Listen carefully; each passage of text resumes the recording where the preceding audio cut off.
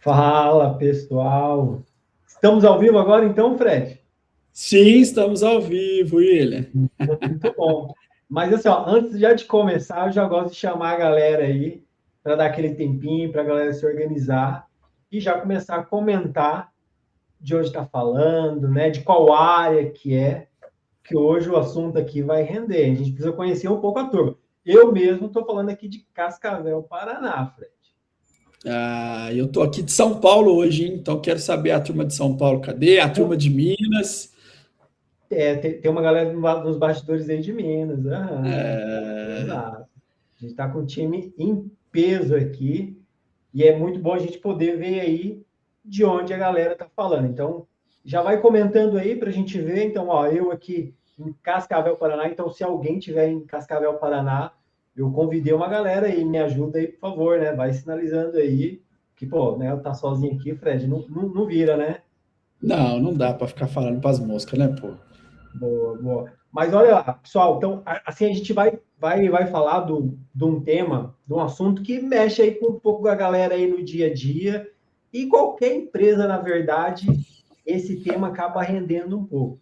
E assim, não vai importar o tamanho, o segmento da empresa, todo mundo já passou por isso, que é o quê? Como fazer essa gestão de atestados médicos e também o afastamento previdenciário, no qual é o assunto dessa nossa live aqui, desse nosso webinar de hoje. E esse é um tema que, eventualmente, né, Fred? Aí o Fred vai se aprofundar aqui bastante, que dá um pouquinho de dor de cabeça, né?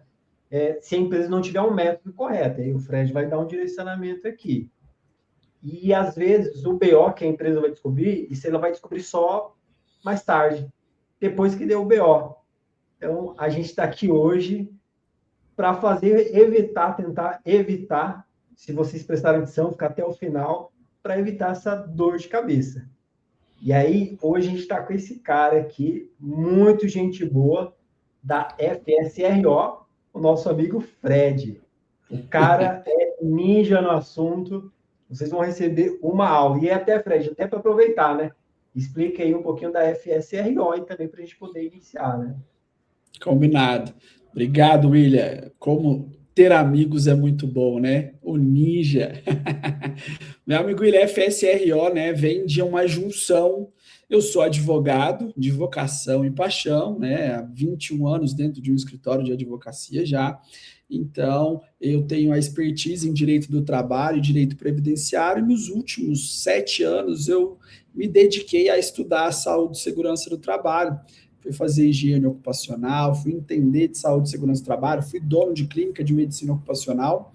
E a FS é a Frederico Souza Advocacia Empresarial, que é um escritório que eu tenho há 14 anos, aliado, né, uma junção que nós fizemos com a FS Riscos Ocupacionais, que era a nossa consultoria técnica de segurança do trabalho, entendendo a necessidade do mercado de que não existia um escritório de advocacia voltado à saúde e segurança do trabalho e que conseguiria também atender a parte técnica e estratégica, foi onde nós fizemos a fusão da FS Advocacia Empresarial com a FS Riscos Ocupacionais e que hoje é a FSRO, consultoria técnica, jurídica e estratégica em relações de trabalho, que nós temos a vocação do direito ocupacional, ou seja, tudo que a saúde e segurança do trabalho impacta nas relações de trabalho, a FSRO consegue atender o empresariado brasileiro para poder trazer não só conformidade, mas também trazer redução de riscos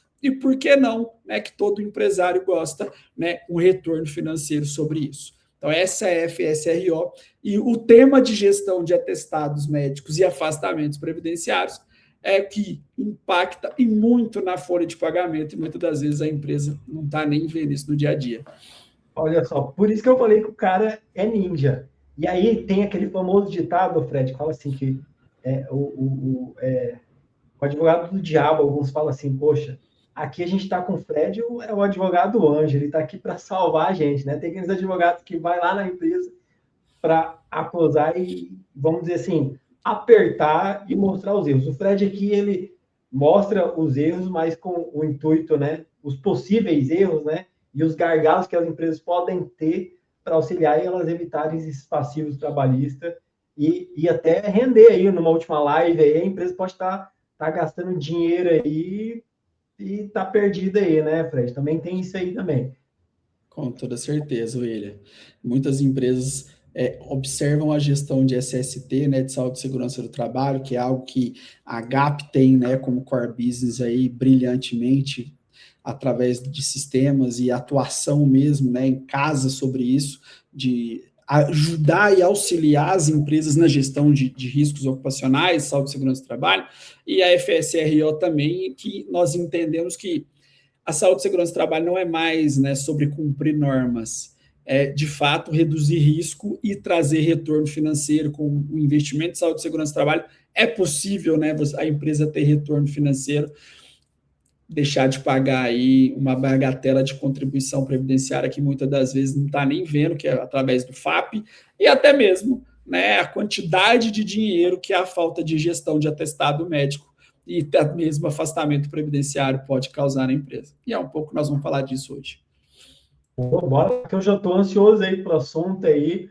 Bora meter ficha aí, só reforçando aí com o pessoal, né? Quem tiver dúvida, comentar, pode ficar à vontade aí. A gente vai compartilhar as dúvidas aqui com o Fred, ele vai estar respondendo todas as dúvidas, então já vai preparando aí. Quem já tiver dúvida, já manda bala aí nas dúvidas, que a gente no final ou no decorrer da live, a gente já vai mandando para o Fred já vai estar respondendo aqui. Então, se tem alguma dúvida aí sobre os famosos atestados, enfim, fiquem à vontade para nos mandar aí. Bora lá então, Fred? Bora lá! Eu vou subir uma apresentação aqui então, William, só para a gente poder, né, ajudar todo mundo que está aí nos vendo. Depois, se também quiser acompanhar a live num outro momento, acredito que ela vai ficar gravada, vai ser disponibilizada para todo mundo. Então, é falar sobre gestão de atestados médicos e afastamentos previdenciários, né? O que faz com que eu tenha um atestado médico? Infelizmente, eu não posso muitas das vezes controlar. O funcionário pega um atestado por série de motivos, né? Mas a primeira coisa que muitas vezes as empresas não se questionam, né? Quem é o dono desse atestado? Né? De quem é a responsabilidade de conduzir esse atestado? Né? Será que é só um fato administrativo mesmo, um ato que eu preciso? Opa, peguei o atestado médico, ele tem ali menos de 15 dias, ele tem mais de 15 dias. Muitas das vezes, esse é o poder de decisão que as empresas mais olham. Ele tem menos de 15 dias, então eu vou só aqui acompanhar, deixar ele no fluxo aqui e o funcionário vai voltar. Não, ele tem mais de 15 dias, então agora eu vou encaminhar para o INSS.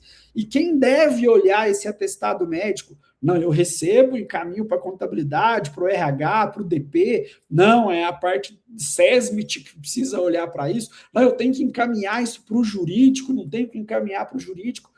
E agora nós vamos entender que isso é uma atuação muito interdisciplinar, assim como tudo dentro da área da saúde e segurança do trabalho, ela envolve vários atores, né, que precisam estar atentos a isso.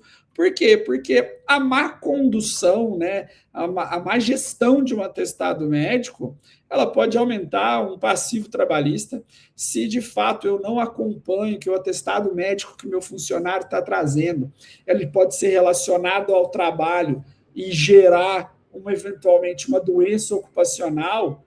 Eu posso ter uma estabilidade, ter que recolher FGTS no período desse afastamento, porque ela é relacionada ao trabalho.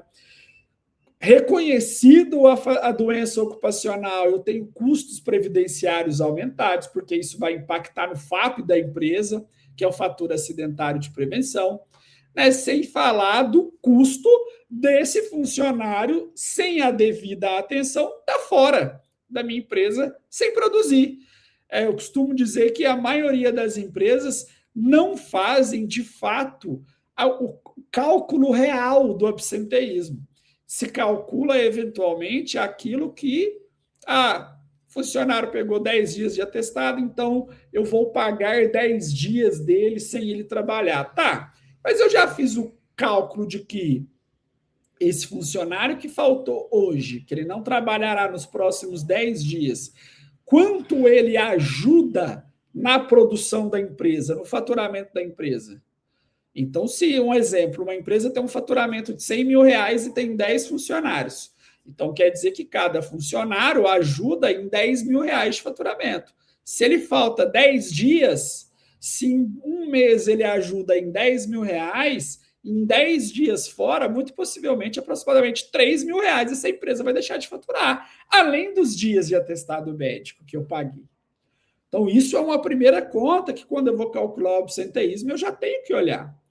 E para isso, né, para que isso não aconteça, nós conseguimos, através de uma metodologia que nós fomos aprimorando e desenvolvendo ao longo do tempo, e que hoje, inclusive, conta com tecnologia para nos ajudar a ter melhores visualizações disso e dos impactos, ter uma jornada, né, ter um mapa desse atestado médico, que é o que nós desenvolvemos aqui como mapa do atestado médico, é onde a gente consegue conduzir um atestado médico desde o primeiro dia.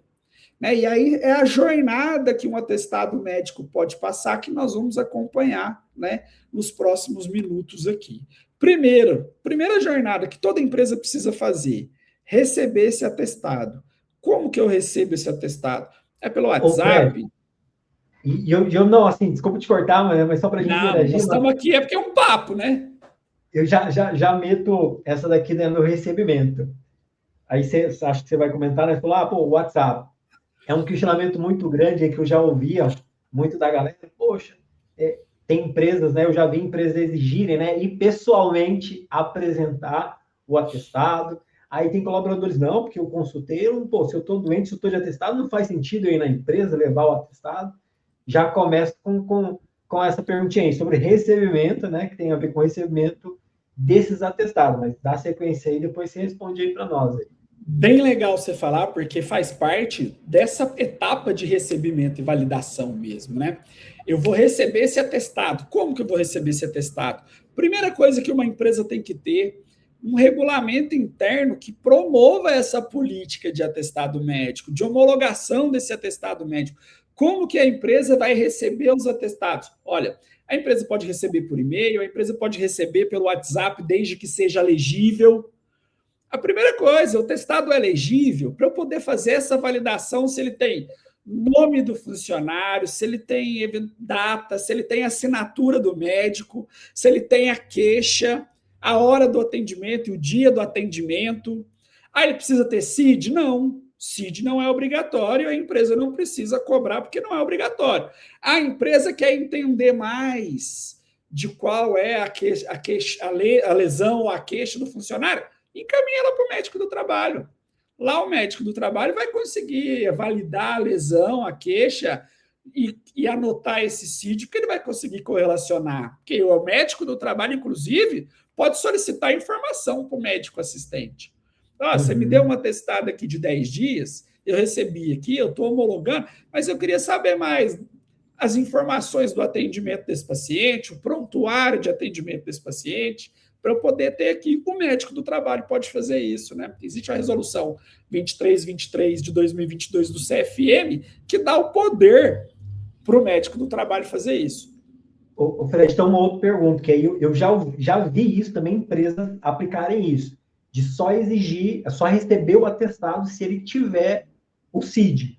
Então, a empresa não pode exigir o CID. Não pode. A empresa não pode exigir CID porque o CID, que é o Cadastro Internacional de Doenças, ele precisa de autorização desse funcionário.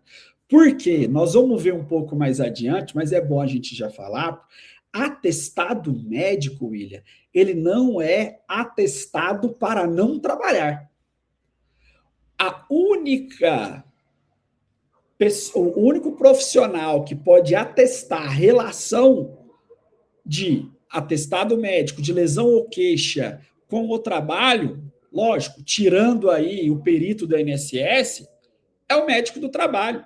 O médico assistente, por exemplo, o ortopedista, não tem capacidade para dizer que o Frederico machucou jogando bola no sábado e ele pegou lá um atestado de 10 dias, porque ele não sabe jogar bola e torceu o tornozelo, e que ele não pode trabalhar. A partir de agora, então, ele não pode trabalhar, teria que se afastar das suas atividades laborais. E a gente vê muito isso, né? Tem atestado médico que, inclusive, já está lá pré-fixado. O funcionário terá que se afastar das atividades laborais. Por quê? O médico especialista que deu lá o ortopedista, ele conhece da realidade da empresa? Ele sabe qual que é a atividade do funcionário? Não sabe. Quem sabe isso? O médico do trabalho. É ele que acompanhou a identificação dos perigos e riscos, ele que sabe qual é a real tarefa desse funcionário, e ele que vai poder falar assim, não, realmente, esse atestado médico, a queixa que ele tem ou essa lesão, com a atividade que ele faz, pode agravar, né? Pode realmente piorar a situação, então ele tem que se afastar.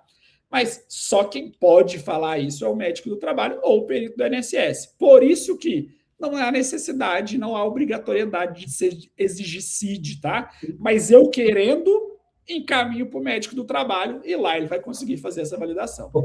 E só para a gente dar um corte aqui bem legal. Então, e do recebimento, tá? Do recebimento, a empresa pode exigir que seja apresentado presencial o atestado? Aí também eu já não tem necessidade hoje. Não tem necessidade hoje em dia, né? Nós temos WhatsApp, canais de comunicação. Vamos pensar. O funcionário, até porque não é inteligente da empresa exigir isso, sendo que eu tenho meios de validar hoje. Eu tenho como entrar em contato com a clínica para saber se realmente o funcionário foi lá. Muitos dos atestados médicos hoje em dia têm um QR Code para poder fazer a validação, né? Se realmente aquele atestado médico é válido, se aquele médico naquele dia esteve naquela unidade de saúde para poder fazer, né, esse atendimento. Então, a empresa tem meios de fazer essa validação. Então, exigir que esse funcionário vá até lá, vamos pensar, eu estou internado ou estou incapacitado de andar. Se me exigir que eu vá até aí, eu estou de atestado médico, as minhas atividades estão suspensas num primeiro momento. Não é mais inteligente eu falar, me manda por e-mail, me manda por WhatsApp, pede para alguém entregar aqui, algum familiar seu, entregar aqui a empresa, porque com isso eu consigo tomar as medidas necessárias para poder passar para o outro slide, já que é o quê? Olha, então vamos fazer o seguinte, nós vamos homologar esse atestado. E isso a empresa pode, que é o quê? Beleza, você me passou um atestado aqui de 10 dias, recebi ele pelo WhatsApp, mas eu vou te encaminhar lá para o médico do trabalho para ele poder homologar o atestado e ver se realmente você precisa ou não se afastar, se esse atestado tem alguma correlação com o trabalho, se eu tenho que realmente, né, te dar todos esses dias ou não, se eu tenho que te dar mais, se eu tenho que te dar menos. Então, você vai passar pelo médico. E isso é um poder diretivo da empresa. O funcionário é obrigado a ir até o médico do trabalho, lógico, né, William? Salvo em condições de, como eu disse, uma internação. Né? O funcionário está internado numa UTI ou num ambulatório, não tem como ele passar por uma homologação de atestado. Mas, em outros casos, salvo essas exceções, ele é obrigado a ir até fazer essa homologação sob pena de arcar com as medidas ali administrativas, punitivas da empresa. Uma advertência, uma suspensão e até mesmo, em alguns casos, reiterando-se isso, uma justa causa, por que não? Porque... Não entendi. Então, aí agora entra o corte, né? E aí o pessoal cortar e enviar aí, ó. Então, o nosso amigo doutor Frederico Souza, da FSRO, afirma que a empresa não pode exigir o CID no atestado. Então, isso aí é uma... geralmente as empresas obrigam, eu já vi isso, obrigando a apresentar com o CID quando o colaborador traz de outros locais.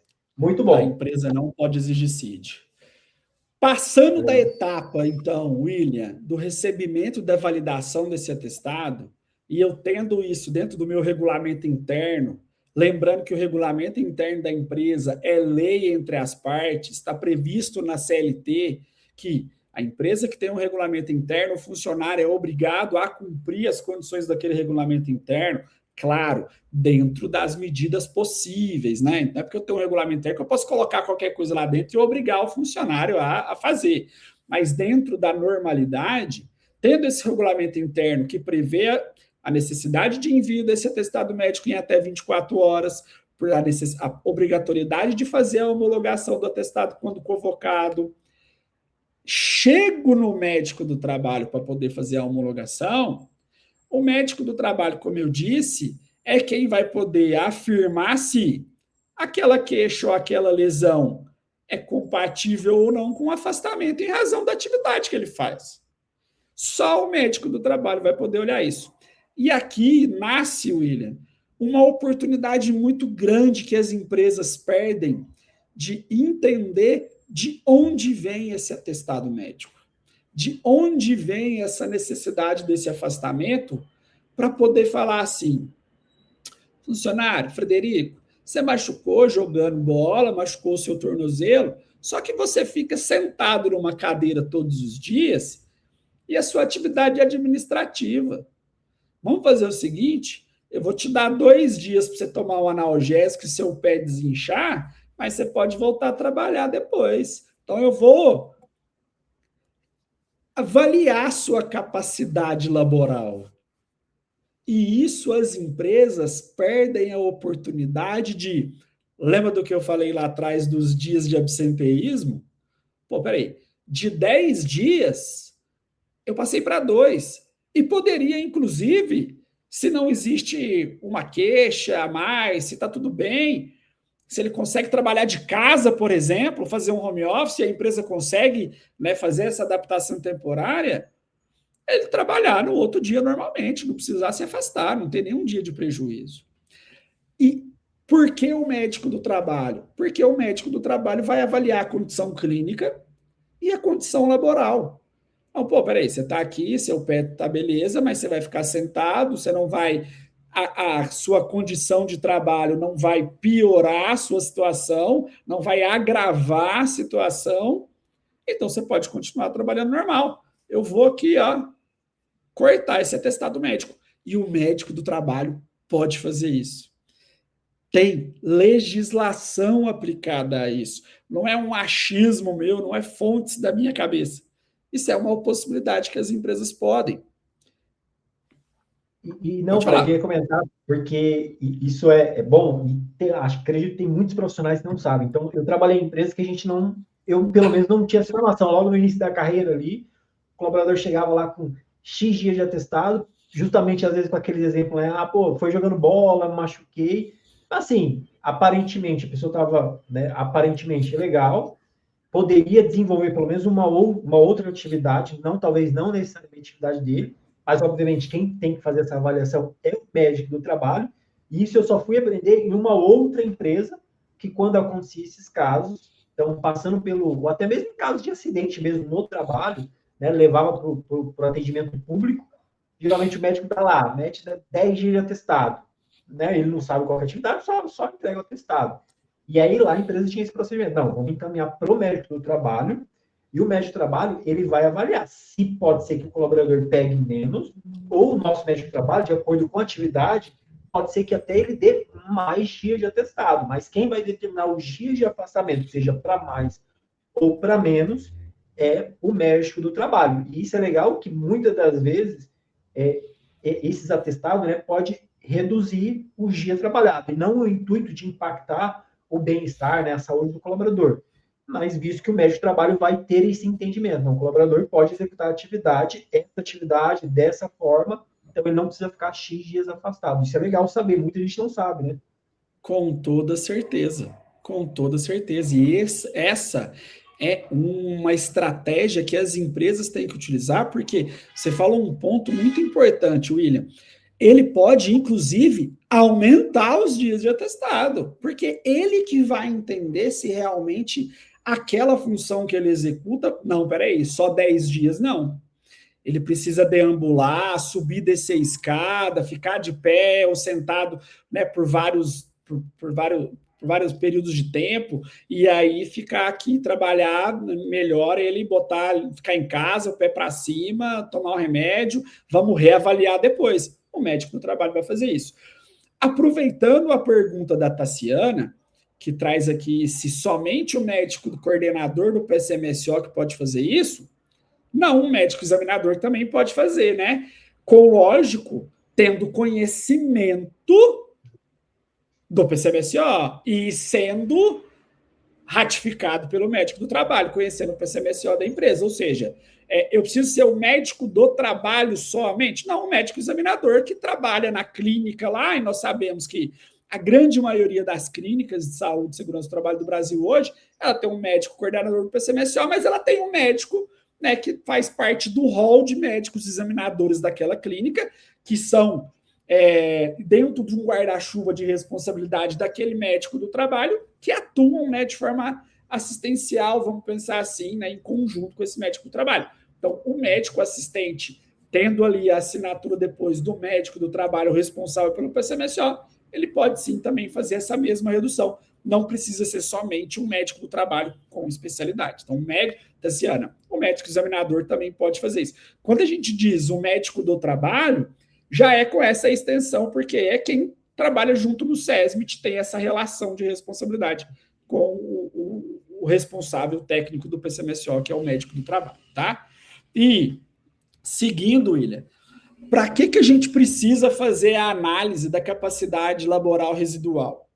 E aqui eu já trago uma provocação muito grande para as empresas, né? E hoje a gente atua com empresas de todos os tamanhos, pequenos, médios, grandes, de todos os segmentos econômicos, e isso não é uma realidade, em que pese eu esperaria que isso fosse uma realidade das empresas, ter essa atuação conjunta da medicina ocupacional, do SESMIT, né, da segurança do trabalho, junto com o RH, junto com o DP, para poder entender que aqui já pode estancar qualquer tipo de acidente do trabalho ou doença ocupacional. Porque, lembrando, quando eu tenho um atestado médico de 10 dias, que eu só encaminho para o RH, para a contabilidade, lançar no e-social e afasto o funcionário. Quando esse funcionário volta, eu não avaliei se a atividade dele poderia ser agravada, poderia agravar a lesão ou a queixa. Eu não avaliei o posto de trabalho dele para poder entender, o ergonomista, engenheiro de segurança do trabalho, entender realmente a dinâmica da função e a dinâmica da lesão ou da queixa. E aí, ultrapassado isso, amanhã esse funcionário pega um novo atestado médico de 10 dias e ele, quando ele chegar no INSS, o INSS vai pegar esses 20 dias, vai possivelmente estabelecer um nexo com o trabalho. Por quê? Porque ninguém olhou para isso. Então, se eu já faço preventivamente esse olhar técnico e jurídico para esse atestado médico, eu evito, porque eu não vou expor esse funcionário de novo a esse risco, a essa possibilidade dele agravar.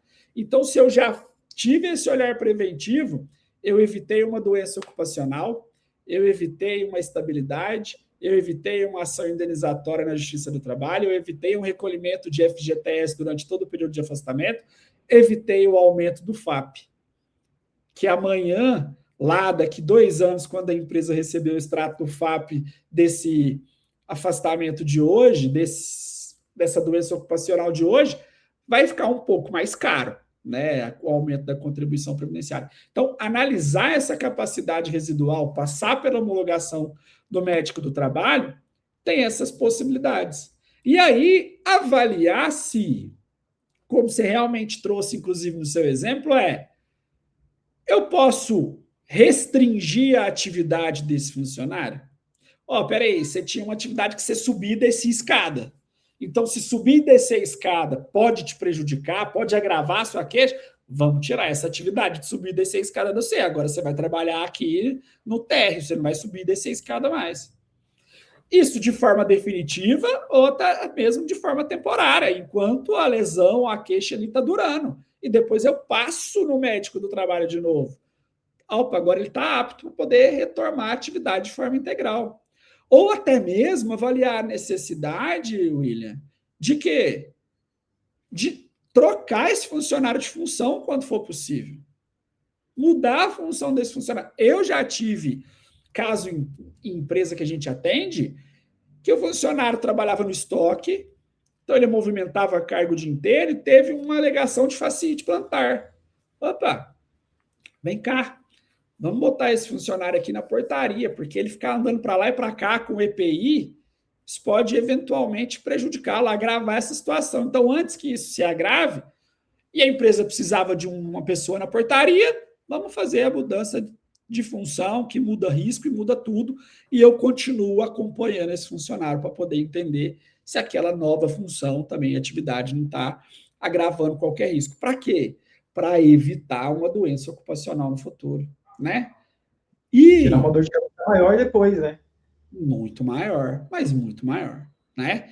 Então, esse é um trabalho preventivo que a gestão de atestados médicos ela vai trazer para as empresas, ela vai trazer essa oportunidade de evitar isso. Lógico que vão existir situações, William, que não tem como, que aí nós vamos ter que encaminhar o funcionário para o INSS mesmo. E aqui vale uma ressalva, que é, nós não estamos aqui para impossibilitar o direito à saúde de ninguém. Pelo contrário, eu sou o primeiro defensor de que precisa, afasta, precisa, não vai trabalhar, mas vamos entender se realmente precisa, para os dois lados. Porque nós estamos cuidando da saúde e da segurança do trabalhador no trabalho. Você já ouviu falar da doença do detergente? Não, essa para mim é nova, conta aí. Não, a doença do detergente acontecia muito, né, dentro dos balcões do INSS, ou até mesmo, né, dentro das unidades de saúde, aquele funcionário que passava o detergente no olho e ia numa unidade para poder falar que estava com conjuntivite. Ah, isso é mentira? Não. Isso, se você for perguntar nos balcões do INSS, qualquer servidor público lá vai poder te atestar sobre isso. E até mesmo médicos vão poder te atestar sobre isso, né? Não, então, era isso que eu ia comentar, Fred, que assim, você falou, né, que a gente não é contra, né, a favor da saúde do colaborador. Mas é justamente o que eu ia comentar, que eu já ouvi relatos de colaboradores, de colegas de trabalho, de alunos meus falando que, aí não do detergente, mas eu já ouvi colocar desodorante no olho ou sabonete no olho, para fins de pegar afastamento e ficar em casa, ou viajar, curtir uma praia. Então, realmente, esse ponto que você falou, a gente não é a favor da saúde do colaborador, mas a gente sabe que, né, eu vou falar no Brasil, e acho que em qualquer outro lugar onde tem ser humano, sabe que se tem aquelas pessoas que quer dar um jeitinho, né? Aí vão falando do Brasil, jeitinho brasileiro. E aí acaba complicando. Por isso que é muito importante fazer essa gestão muito. Não vamos longe, não, tá? Quantas e quantas reportagens nós já vimos de médicos vendendo atestado, né? Inclusive, em Uberlândia, né, a minha cidade querida, que eu não mais moro lá, mas ainda temos escritório lá, né? A GAP tem, né, muitos dos colaboradores lá também, essa cidade muito querida. Nós tivemos um caso famoso de repercussão nacional de um médico famoso, inclusive, que vendia atestado no consultório dele, que você não precisava nem ir lá. Era só para falar quantos dias, o valor do atestado ficava mais caro, dependendo da quantidade de dias, e era só passar e pegar com a secretária. E quantas reportagens dessas nós não vimos já nos últimos meses aí, né? É muito fácil quando se aproxima o carnaval, né, que a gente começa a ver reportagens sobre... Então, assim, não é que a gente não quer que o funcionário se afaste. Havendo realmente a necessidade, nós vamos afastar. Por quê? Porque isso impacta financeiramente para o funcionário. Impacta para o funcionário também, né? Às vezes o funcionário não tem, mas impacta para ele também. E até um comentário, eu sempre levo a reflexão para os meus alunos, né? Quando acontece um acidente de trabalho e tal, quem são os que saem mais perdendo, né? Quem são as pessoas onde tem mais impacto? Aí eu dou as opções, né? Tem o colaborador, tem a família, tem a empresa. Aí eu falo, não, é a empresa. Porque vai ficar sem trabalhar, a empresa tem que pagar. Não, o colaborador que é o acidentado. E eu concordo que, em primeiro lugar, sempre é o acidentado quando, de fato, há um acidente, né? Mas todo e qualquer encaminhamento para atendimento público, né, no final das contas, eu digo que todo mundo sai perdendo, porque isso vai gerar um custo, né, um custo muito grande, e quem paga a conta no final das contas, né, são todos nós, né, os pagadores de impostos. Então, querendo ou não, tudo isso vai gerar um custo. Se eu for num hospital público para poder pegar um atestado indevidamente, muitas das vezes eu estou tirando a possibilidade de atendimento de alguém que realmente precisa. Exato. Então, é basicamente pensar nisso. Por isso que isso é um crime, inclusive. Porque não é simples assim, né? Então, é a gente ter também a visão um pouco mais humanista das coisas, de realmente entender, de ter uma empatia, de se colocar no lugar do outro, né? E se fosse comigo, eu ia querer? Né? Realmente preciso desse atestado ou não? Vou te trazer um caso que eu escutei ontem, né, de um grande servidor público do INSS, que ele contou um caso que era assim, que a funcionária mandou para ele, ou a funcionária mandou para o dono da empresa um áudio dizendo assim, olha, a minha mãe que olha meus meninos não está podendo ficar com eles nos próximos 3 dias, na quarta, na quinta e na sexta, então eu precisei vir no médico pegar um atestado para poder justificar minha falta, porque eu não posso ficar sem receber esses 3 dias, não. Olha só aonde chega o absurdo de se normalizar pegar um atestado médico para poder o quê? Isentar, abonar uma falta que eu não estou doente, mas um médico me deu um atestado para eu poder justificar. E a pessoa confessou que isso era realmente uma fraude.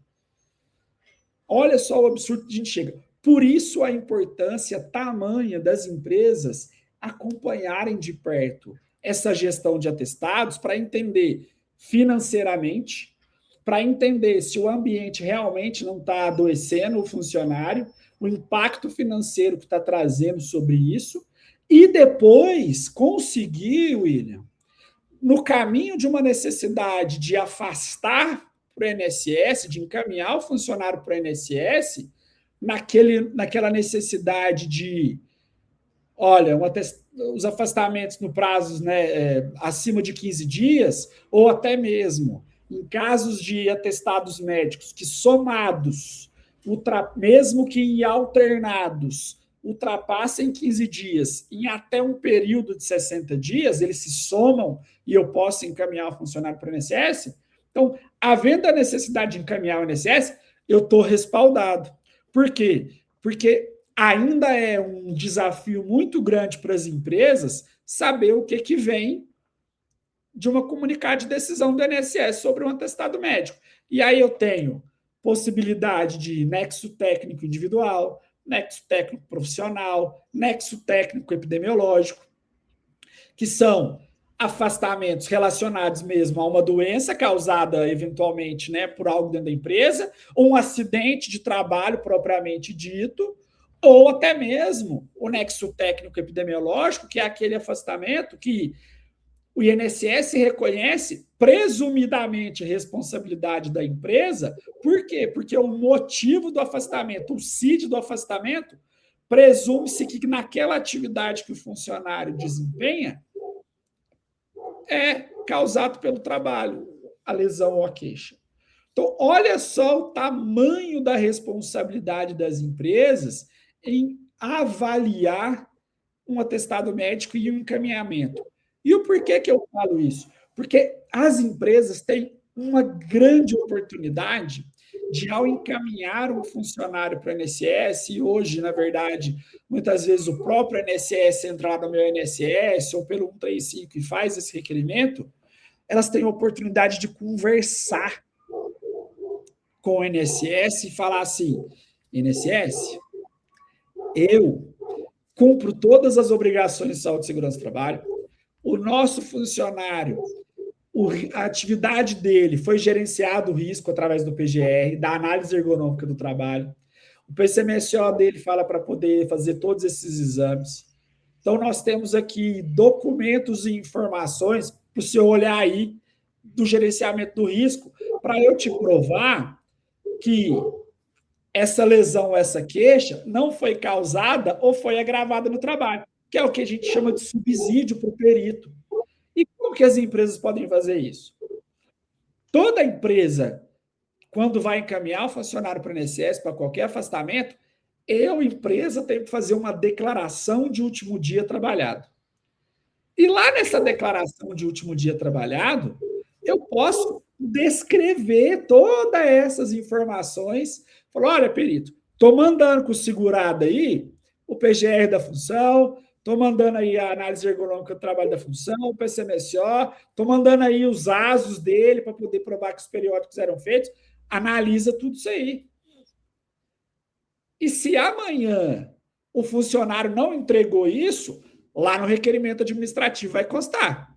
Opa, INSS, quando você foi olhar aqui esse comunicado de decisão que você fez a perícia ou que você concedeu o benefício, você não olhou esses documentos que eu tinha enviado pelo segurado. Ele pode até não ter te entregue, mas eu entreguei para ele, porque eu tenho como comprovar, e eu tenho aqui também o protocolo de que eu entreguei esses documentos para ele. Olha só que arma brilhante, que defesa poderosa que os empresários têm e que é muito pouco utilizado dentro das empresas hoje, dentro das organizações. E isso é defesa empresarial administrativa. Observa que não é eu ter que agir depois que o problema já está feito. É eu agir antes. É eu ter esse controle da situação antes para poder falar assim, INSS, você até pode dar um nexo técnico aqui, seja ele o individual, o profissional, o epidemiológico, mas você vai analisar qual que é a minha realidade aqui dentro. Você concorda que o médico do INSS não conhece a realidade da empresa? Não sabe se a empresa faz um efetivo trabalho de gestão de risco ocupacional e que não causou, não agravou essa lesão, essa queixa desse trabalhador? Mas a empresa pode fazer isso. Agora me conta, William, sinceramente, ainda mais você que tem contato com empresas de todos os tamanhos hoje no Brasil. Quem faz uma gestão dessa aí que você conhece? Quem encaminha subsídio para o perito do INSS para poder ter esse controle da ação lá na perícia? Olha, Fred, poucas. E quando eu falo poucas, são muito poucas mesmo. Muito poucas mesmo. Que faz toda essa gestão completa, faz todo esse processo aí. Poucas mesmo. E ter esse caminho faz toda a diferença para que as empresas não sejam pegas de surpresa. Por quê? Porque saindo lá a decisão do INSS, e agora, né? E agora ficou fácil. Por quê? Porque antes eu não conseguia nem acompanhar isso de uma forma muito transparente. Por quê? Porque a empresa tinha que entrar lá através daquele sistema do Conadem, do CRER, da DataPrev, semanalmente saía as informações, demorava. Hoje a empresa tem o INSS Empresa. Então é só ela acessar a plataforma do INSS Empresa de forma automática ali, ela já sabe, inclusive sai desde 2019 todos os benefícios que a empresa teve de funcionários. Então ela consegue observar para poder, sendo um nexo técnico, contestar. Eu consigo contestar e falar, olha, INSS, esse nexo técnico epidemiológico que você deu aí, que você falou que é relacionado ao trabalho, que você presumiu que em razão do CID, em razão do meu CNAE, não é não. Posso contestar.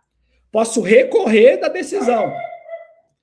Posso, inclusive, se for os outros tipos de nexo técnico individual ou nexo técnico profissional, eu posso já apresentar recursos sobre esse comunicado de decisão.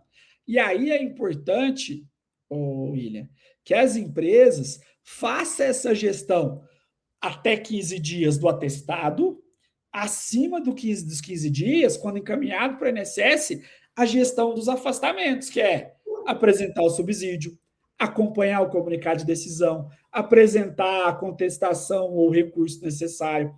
Em alguns casos, quando a empresa perdeu os prazos sobre isso, apresentar o que a gente chama de revisão. A empresa tem um instituto que ela tem a possibilidade de até 10 anos apresentar revisão sobre aquele benefício que foi concedido. E isso é muito poderoso, não é falado pelas empresas, não é utilizado pelas empresas. Uma pergunta aí, que para as empresas que não fazem essa gestão tão de perto, né, que não encaminham para o médico do trabalho fazer a avaliação daquele atestado. E aí, um colaborador que pega um atestado lá no atendimento público, o cara dá 20 dias de atestado e foi relacionado ao trabalho, de fato. 15 dias não gera afastamento. Aí, como é um atestado de 20 dias, ele gera afastamento. Mas logo no 21º dia, ele retorna ao trabalho, às atividades. Como é que fica esses 5 dias aí? Os 5 dias o Vai, INSS que vai pagar. e aí, mas ele tem que dar entrada nesse processo? Como é Tem, que é? tem. Isso Ele que é tem que um... dar. Obrigatoriamente, a empresa ela é responsável pelos 15 primeiros dias.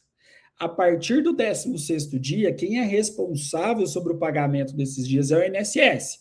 Independente se é reconhecido relacionado ao trabalho ou não, o INSS paga e depois o INSS, se quiser, cobra da empresa, né, através de uma ação regressiva.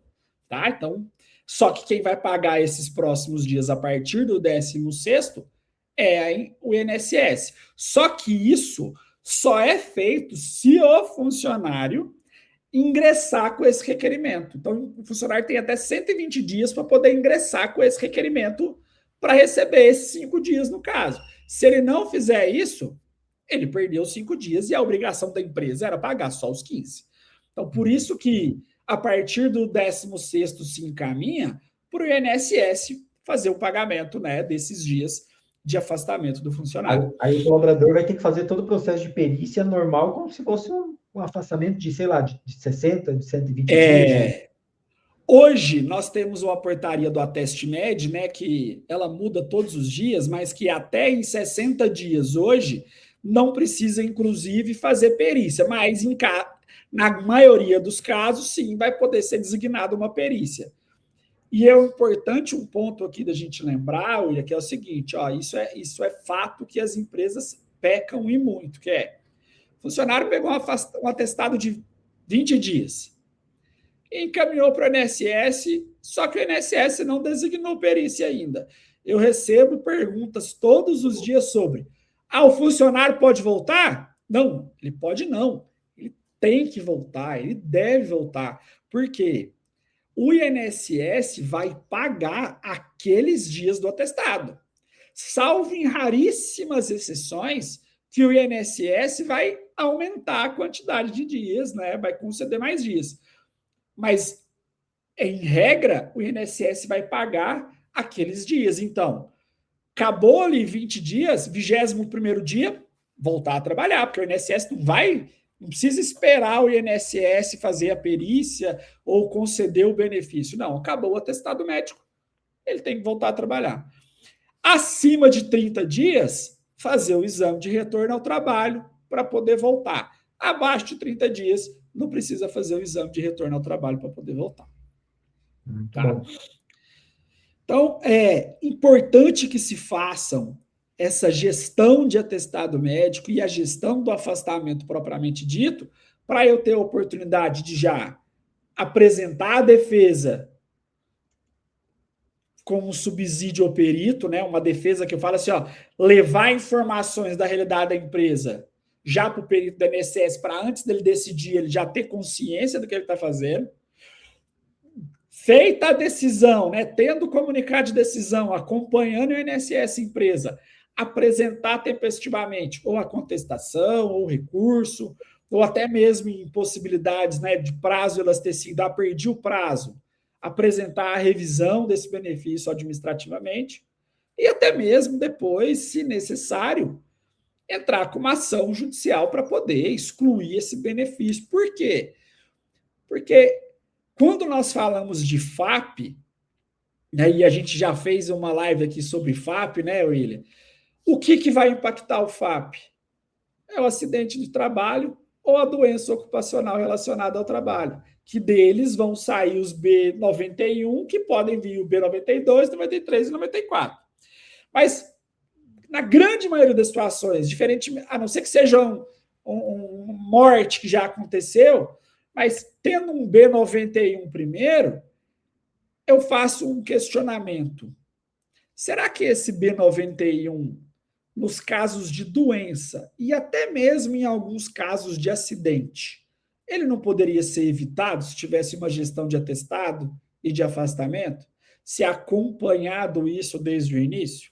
E aí depois você não tem que correr atrás do rabo, ou seja, para que saia o FAP lá em setembro, eu vou ter que contestar benefício que eu não acompanhei aqui. E aí, lá, no Ministério da Previdência, lá no FAP, ele fala assim, opa, peraí, você fez alguma coisa com esse benefício aqui antes? Não. Você contestou? Você recorreu? Não.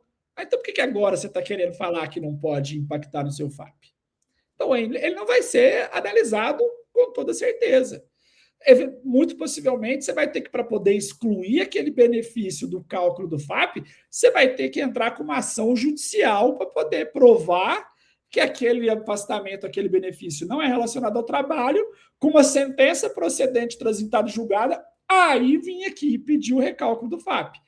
Também de forma judicial. Olha o trabalho que as empresas têm para poder evitar algo que uma simples gestão, simples não, mas uma gestão mais fácil, um processo fluido, um fluxo de trabalho, poderia levar para as empresas, né, essa redução de custo.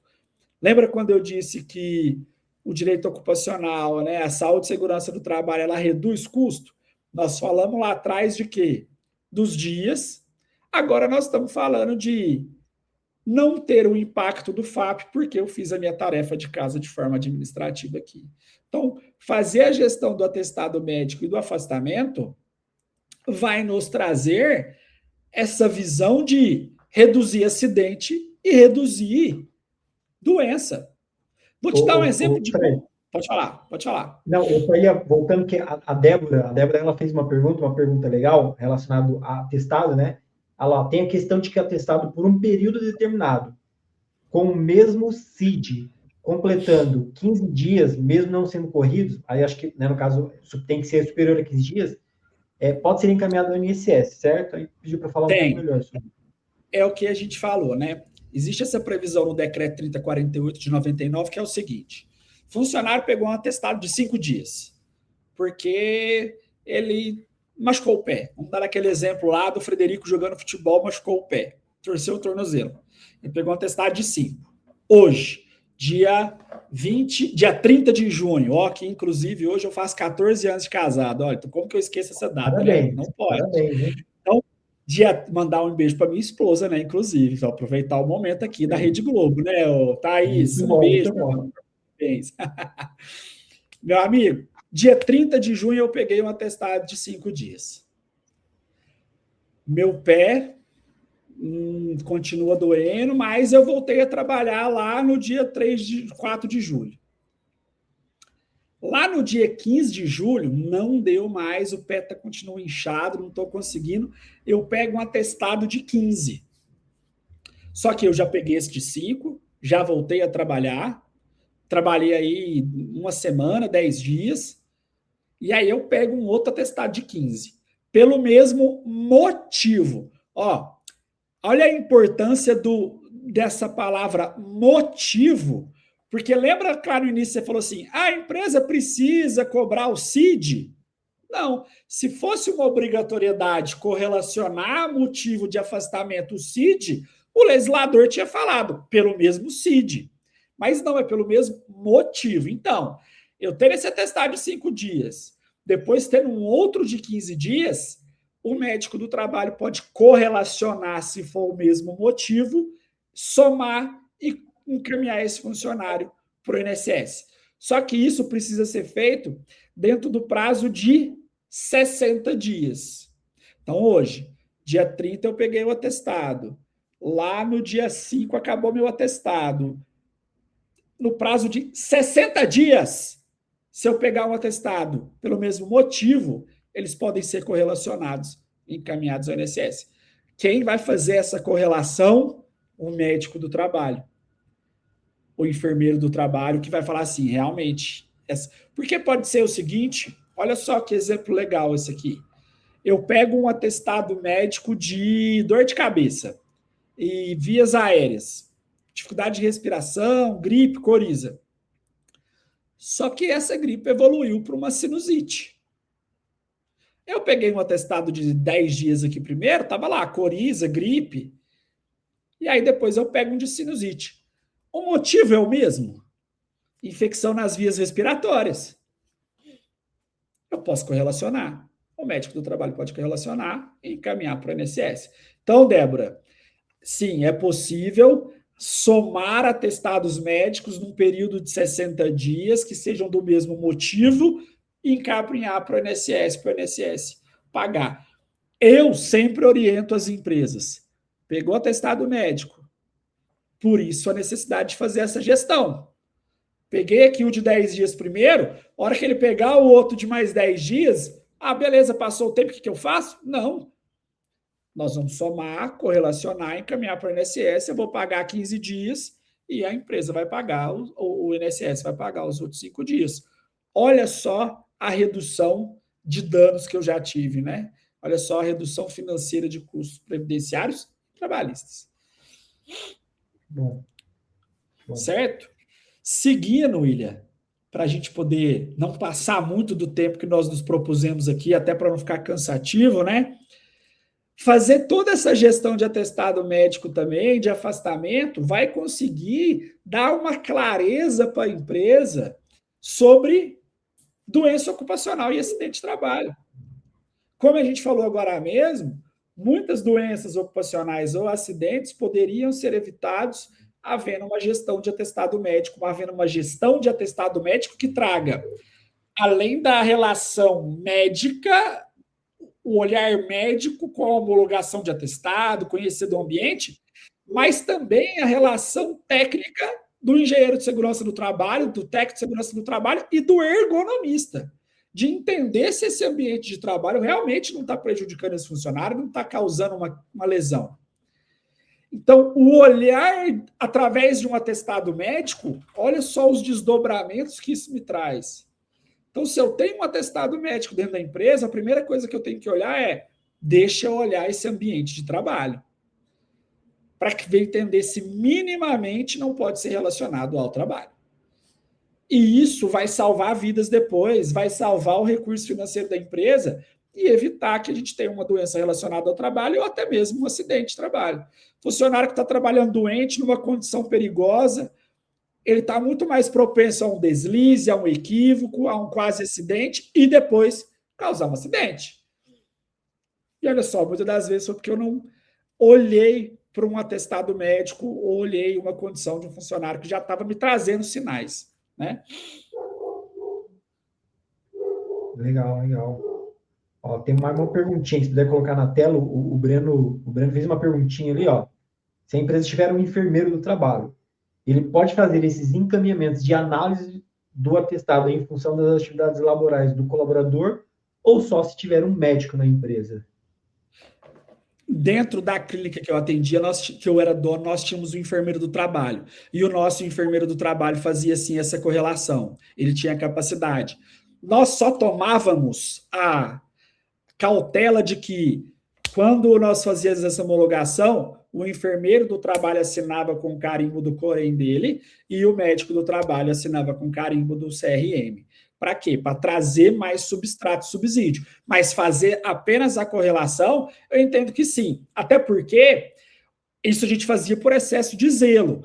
Mas porque não existe essa necessidade de somar atestados e encaminhar para o INSS de ter que ter algum aval de alguém, do médico do trabalho. Não, eu somente estou correlacionando dias pelo mesmo motivo e estou encaminhando para o INSS, até porque a palavra final é do INSS.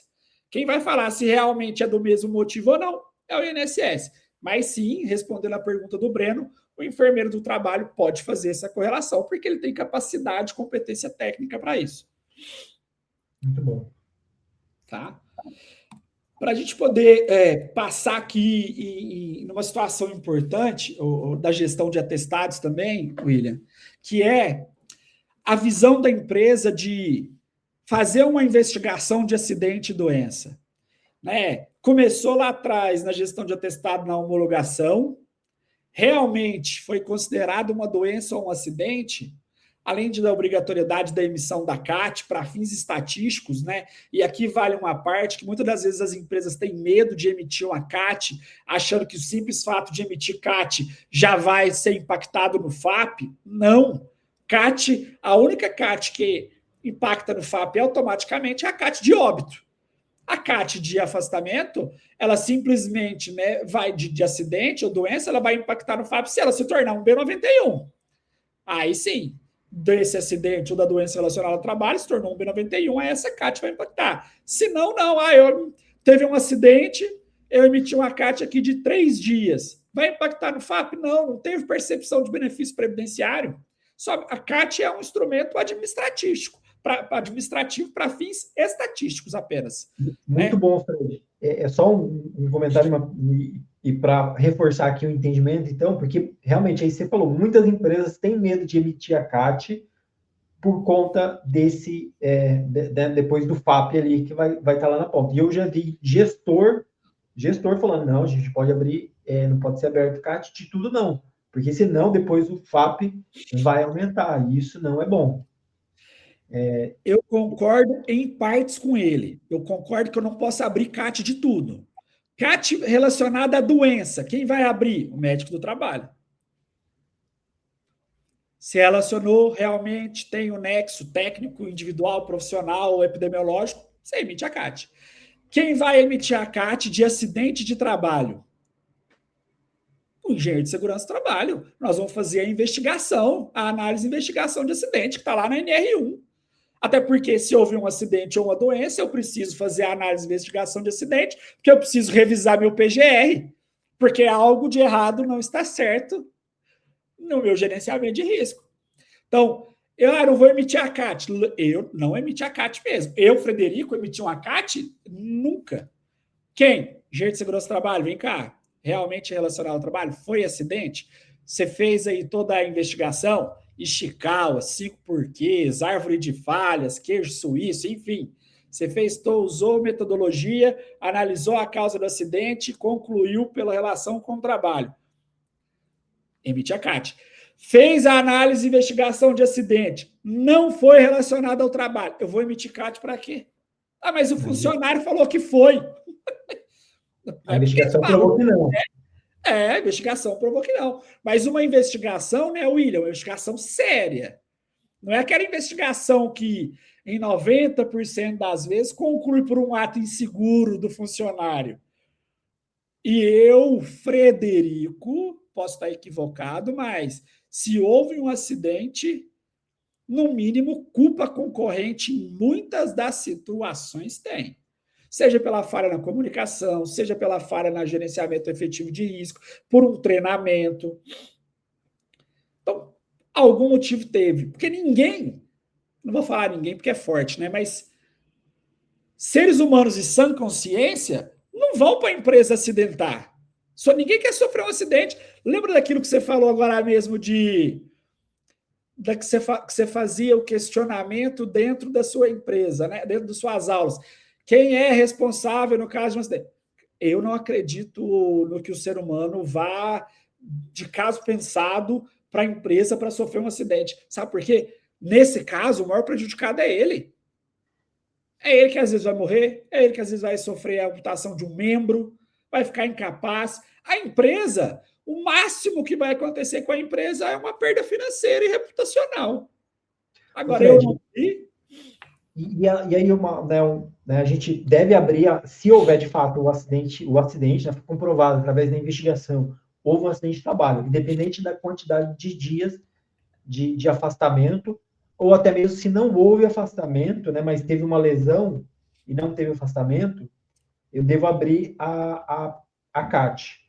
Mas para abrir a CAT, precisa do CID, né? Não necessariamente. Faz muito tempo que eu não abro uma CAT, mas quando eu abri, eu só exigia lá o CID. Não necessariamente eu preciso do CID. Por quê? Por exemplo, quem pode abrir uma CAT? Não precisa ser só o médico. Eu posso abrir uma CAT, o funcionário pode abrir uma CAT, o sindicato pode abrir uma CAT, o Sereste pode abrir a CAT. Né? Então, assim, não necessariamente precisa do CID. Mas, sendo um médico, pode ser que ele vá colocar. Agora, uma coisa que você falou e me trouxe aqui uma lembrança, eu veio a lembrança e me fugiu ao mesmo tempo. Muito importante o que você falou, que é o seguinte: eu obrigatoriamente vou abrir uma CAT para todo e qualquer acidente? Não. Houve afastamento parcial ou total, ainda que temporário, do funcionário de suas atividades? Houve, emite a CAT. Não houve, não emite. É o que a lei está falando, não sou eu. É que a lei 8.213 está falando, sou eu não. Então, haverá acidente de trabalho desde que haja, em razão relacionada ao trabalho, né, um afastamento parcial ou total, ainda que temporário, das atividades do funcionário. E aí o que é ainda que temporário? Não, o cara teve que parar 20 minutos para poder ser atendido ali, tomar uma água, respirar, acidente de trabalho. Ah, mas não teve nenhuma lesão, nenhuma queixa. Ótimo, maravilhoso. Vamos fazer investigação, vamos entender o porquê que aconteceu, aí você vai emitir a CAT. Tá vendo que não vai ter um problema? Ele não teve nem afastamento, mas temporário ele teve naquele momento. Então emitiu a CAT. Não teve. Trombei com a cadeira que estava no lugar errado, mas já levantei e saí andando, não me afastei da minha atividade. Foi um acidente? Até foi, mas emite CAT? Não. O que nós vamos fazer eventualmente? Entender aquele deslize, quem deixou aquela cadeira, analisar aquele quase acidente que de fato aconteceu, para aquilo não acontecer mais. Mas que eu vou emitir CAT? Não vou emitir CAT. Tá? Então é importante que a gente olhe para isso. Análise e investigação de acidente é muito mal visto pelas empresas, não utilizar esse instrumento, essa ferramenta, e poderia salvar muitas vidas dentro de um processo trabalhista e até mesmo vidas de verdade, né? Porque se eu faço análise de investigação de acidente e entendo o motivo que aquele acidente aconteceu, gerencio o risco aplicando o PDCA ali, pode ser que aquilo não aconteça de novo, né? Ou pelo menos eu estou fazendo de tudo para que meu plano de ação, para que aquele acidente não aconteça de novo. Então é muito importante que as empresas utilizem essa ferramenta, que inclusive é obrigatória, né? Fazer a análise e a investigação de acidente. E aí, para a gente chegar para o fim aqui, um tema de extrema relevância e importância, né, que muitas empresas temem, sofrem e acontece muito processo trabalhista por causa disso, é um famigerado limbo previdenciário, né? Acabou o benefício, ou seja, a pedido do funcionário, ou seja, porque o benefício realmente cessou e o funcionário tem que voltar. Primeiro, INSS deu um comunicado de decisão atestando a alta previdenciária, por mais que ele tenha uma hierarquia, por mais que o médico do INSS tenha uma hierarquia com o médico do trabalho, que tenha uma hierarquia com o médico especialista, a decisão dele não seja absoluta. Mas, se o médico do INSS deu apto e ele vai passar pelo médico do trabalho, o médico do trabalho vai falar que ele está inapto sem fazer nada? Só porque o funcionário chegou e falou assim: eu ainda estou com queixa, ainda estou com lesão, ainda estou sentindo dor. Ah, então você está inapto. Quando ele fala, então você está inapto, ele acabou de arrumar um problema para a empresa. Por quê? Só pela subjetividade da queixa, da lesão, ele não... Ah, então peraí, volta no seu médico lá, especialista que te afastou lá atrás e faz uma nova avaliação, uma nova anamnese, um novo exame, entender se realmente ele vai te afastar de novo. Aí depois você olha aqui e a gente vai entender se existe. Agora, só chegar e falar, não, eu ainda estou doente, ô meu amigo, o INSS falou que você está apto, bora para dentro, eu estou te avaliando aqui, lembrando que é um médico, nós não estamos falando de qualquer pessoa que vai avaliar, não sou eu, um advogado, é um médico. Então ele tem essa capacidade de entender se realmente tem ou não. Mas, você quer se afastar de novo, recorre da decisão, pega um outro atestado e pede um outro benefício, ou até mesmo o restabelecimento de benefício.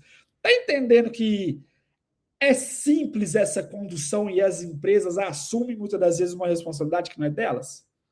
Porque só porque o funcionário falou que ainda está sentindo a dor, vai lá no seu médico especialista, querido, pega um atestado de novo. Porque o comunicado de decisão fala que o senhor não está mais. Então, pelo que eu estou te avaliando, realmente você não está. Ah, Fred, mas O médico do trabalho entendeu que existe. Ele está inapto. Beleza? O que nós vamos fazer? A partir de agora nasce a obrigação da empresa em pagar salários, né? Por quê? Porque esse funcionário estava apto. Agora o médico do trabalho da empresa está dizendo que ele está inapto. Ele não pode ficar sem receber. Então vamos agir, empresa. Vamos auxiliar esse funcionário que volte no médico. Vamos pagar uma consulta para ele pegar um atestado de novo e restabelecer o benefício. Ou vamos auxiliar ele numa contestação de recurso, uma ação judicial para ele restabelecer esse benefício de forma judicial. O que não pode é ficar parado. O que não pode é deixar. Muitas vezes o que acontece é o funcionário acabou a alta previdenciária. Ele não voltou porque ele está eventualmente recorrendo e ele não voltou a trabalhar. O que a empresa faz? Se ele está calado, eu vou ficar calado. Não vou pagar nada, não. Deixa ele quietinho lá. Aí amanhã ele assusta com a ação trabalhista de salários do período. Mas o que você fez, empresa? Não fiz nada. Você não notificou esse cara para voltar a trabalhar? Você sabe, o comunicado de decisão era tal dia, o benefício dele era até tal dia. Quando ele te entregou a carta de concessão de benefício, você sabia que dia que acabava. Você não, hoje você tem o INSS empresa, você sabe que dia que acaba. Você não fez nada? Você não fez uma comunicação para ele, amiguinho, volta a trabalhar ou justifica a sua ausência? Nada. Então você vai pagar. Ou você é responsável, ele está inapto, ou você não fez nada, vai todo mundo aqui, infelizmente, pelo princípio protetivo da valoração social, da dignidade da pessoa humana, ele estava apto quando você contratou. Então, o salário você vai pagar. Mas então, a proatividade, e aí a gente encaminha, né, William, por o que fazer, né, como as empresas têm que agir. Primeira coisa, a empresa tem que querer ser proativa. Para poder tudo isso que nós falamos aqui, partir da empresa, de falar, não, peraí, a partir de agora, atestado de um dia eu vou documentar, eu vou acompanhar, eu vou avaliar o posto de trabalho, eu vou avaliar o funcionário, eu vou acompanhar esses próximos atestados que ele tiver, independente da quantidade de dias e qual período, para entender se tem relação com o trabalho, se não tem, entender se meu ambiente realmente está adoecendo ou não as pessoas, fazer a gestão documental disso, entender a necessidade, se ele pode ou não fazer uma restrição de atividade, uma readaptação funcional, fazer o encaminhamento para o INSS e aí fazer o subsídio para o perito, acompanhar esse comunicado de decisão, contestar eventualmente, se for necessário, o NTEP ou recorrer dos outros nexos, auxiliar, aproveitando já, né, a própria pergunta da Iandra,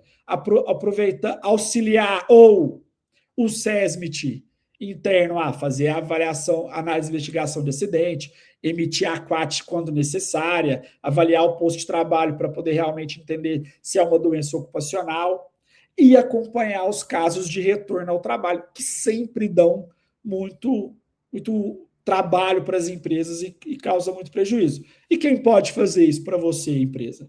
Nós da FSRO, né, temos toda essa capacidade de auxiliar naquilo que for de aptidão médica e de competência médica e executar naquilo que for de competência jurídica e técnica, porque hoje nós temos dentro do nosso corpo empresarial, dentro da nossa consultoria, advogados trabalhistas, previdenciários, higienistas ocupacionais, engenheiros de segurança do trabalho, técnicos de segurança e ergonomista. Então, nós conseguimos, com esse olhar técnico, jurídico e estratégico, fazer toda essa gestão para a empresa e reduzir risco, reduzir também custo financeiro de passivo trabalhista, previdenciário e de imagem reputacional.